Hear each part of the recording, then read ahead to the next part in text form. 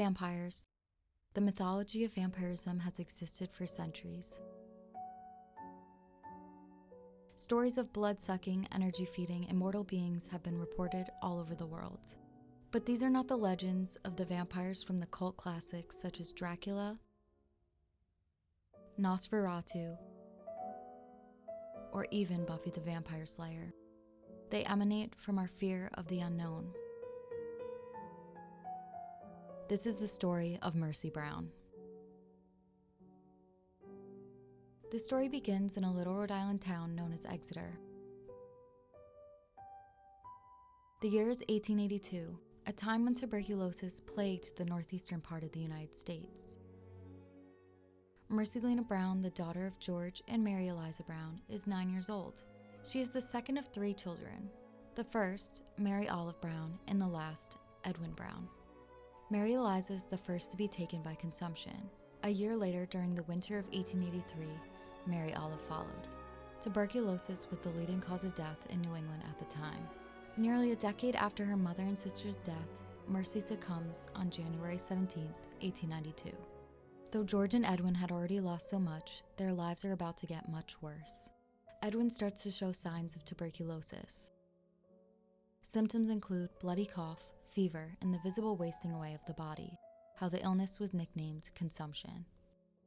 In hopes that Edwin's illness would not be fatal, he travels to a Colorado Springs sanitarium.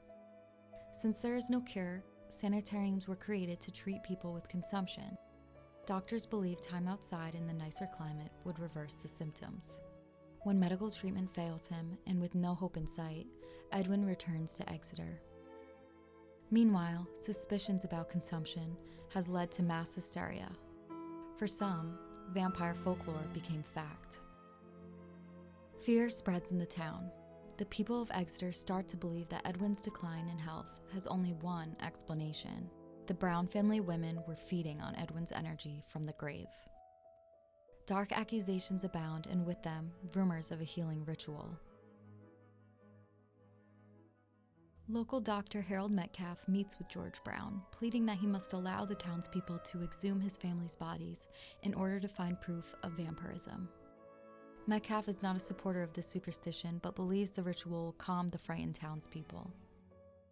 March 17, 1892, George permits Dr. Metcalf and 4 close friends to exhume the graves of Mary Eliza, Mary Olive, and Mercy Lena Brown. As Mary Eliza and Mary Olive are pulled from the icy ground, the witnesses see that the bodies have withered away. But not so with Mercy. The men witness that her corpse has been untouched by time.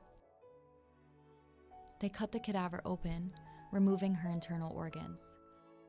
Blood is found oozing from Mercy's heart and liver. For the townspeople, this confirms what they already believed to be true. Mercy Lena Brown was a vampire. In the hopes of curing Edwin, Mercy's organs are burned. The ashes mixed with water for him to drink. But the concoction fails. Edwin dies on May 2, 1892.